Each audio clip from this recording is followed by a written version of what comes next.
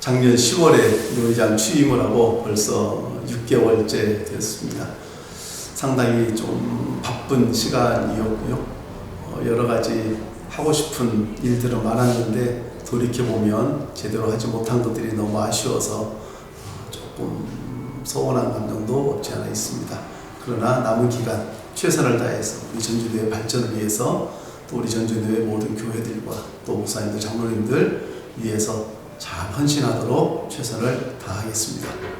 저는 개척하고 지금까지 목회를 하면서 함께 더불어라고 하는 생각을 가지고 목회를 했습니다. 그러다 보니까 숫자의 많음에 저는 중점을 두기보다는 우리 그리스도인들이 사회를 향해서 또 내가 속한 공동체 안에서의 그리스도인으로서의 그 책임을 다하는 삶을 저는 강조를 했었고요. 그러다 보니까 저희 교회 모든 교우들은 있는 공동체 안에서 최선을 다해서 예수 그리스도의 향기를 드러내는 그런 믿음의 삶을 살고 있다고 저는 자부심을 하고 또 하나님 앞에 감사드리고 있습니다. 제가 신학교를 들어가게 된 것은 사실 부모님의 영향이 컸습니다.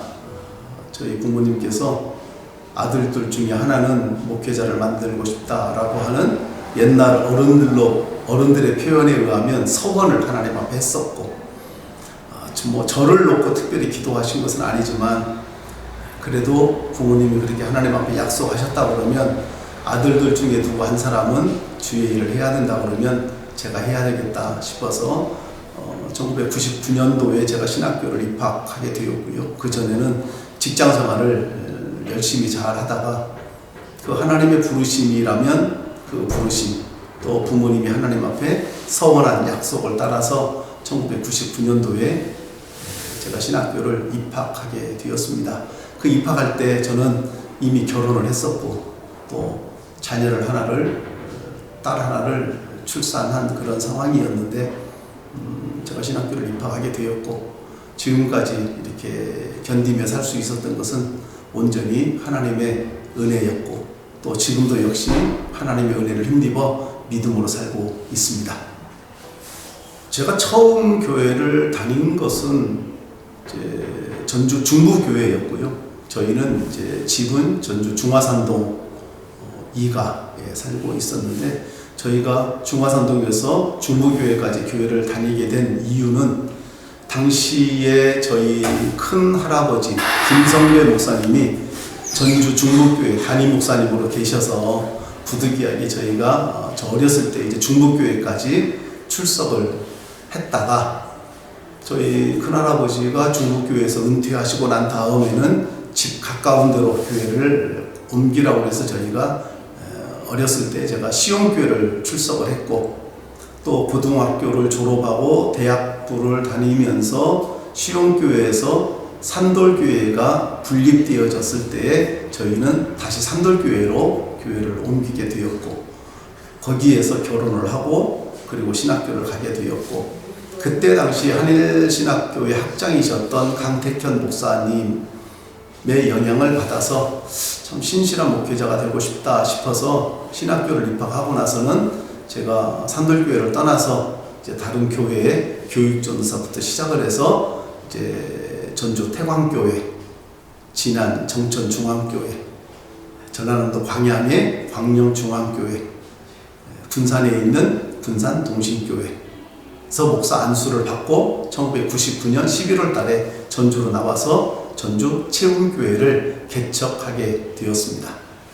신학교를 가게 된 동기는 제가 산돌교회에서 청년부 사역을 하다가 청년들하고 그 전에 장성에 있는 기도원 집회를 참석을 해서 여름 수련회에 참석했다가 거기에서 하나님의 이제 소명을 받게 되었고 그래서 이제 1989년도에 이제 제가 신학교를 입학하게 되었었는데요.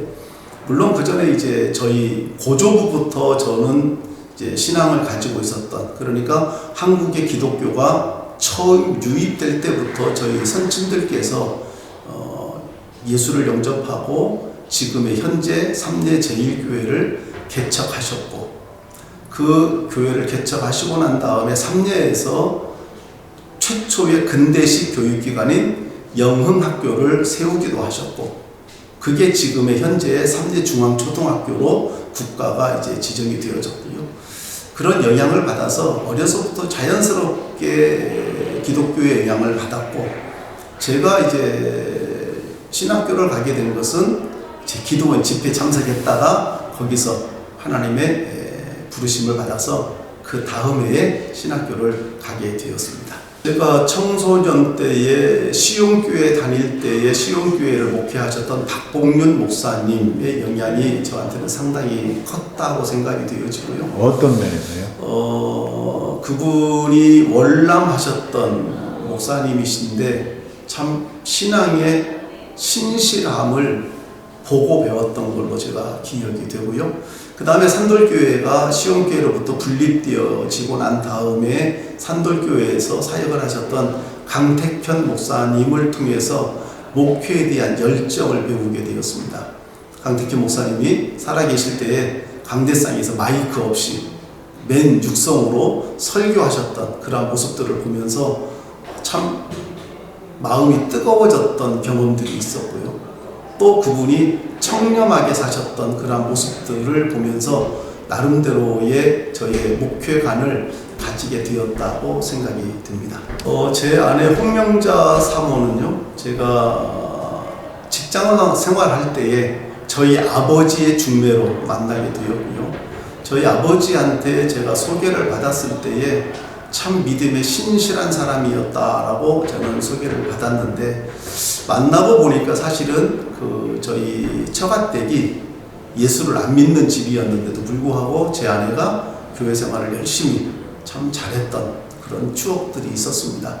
예를 들면 직장 생활하면서 직장에 출근을 하기 전에 교회에 들려서 기도를 하고, 직장에서 퇴근을 하고 교회를 들려서 기도를 하고 갔다라고 하는 이야기를 들었을 때 참 그게 신선한 충격이 되었었고요.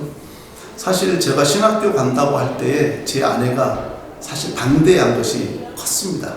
반대를 많이 했는데도 불구하고 지금 생각해 보면 제가 고집을 피워서 신학교를 갔구나라고 하는 생각을 하게 되는데, 제가 신학교 갈 때에 제 아내가 저한테 했던 말이 하나님이 주시면 먹고 하나님이 안 주시면 굶는다라고 하는 이야기를 했을 때에 참 사명감에 대한 분명한 뚜렷한 소신이 있어서 저는 제 아내를 굉장히 존중하고 또 사랑하고, 또 사실 제가 신학교 가면서 어려운 상황에 있을 때에 제 아내는 하나님 앞에 무릎 꿇고 기도했었고, 그 기도에 하나님이 응답하시는 경험들을 굉장히 많이 했었기 때문에 지금도 제 아내가 제 목회의 동반자이자 또 조력자이고 또 함께하는 동역자라고 생각이 되어집니다. 저희 슬아의 자녀는 딸 하나입니다. 지금은 이제 시집 가서 가정을 이루어서 신앙생활을 참 성실하게 잘하고 있고, 제가 작은 교회를 목회하면서의 옆에서 많이 돕는 자로서의 딸과 사위 그리고 손녀딸이 있습니다. 근데 제가 우리 딸한테나 또 사위한테 가끔 보고 배우는 것은 참 성실함이 무엇인가를 저는 보고 배우고 있고요.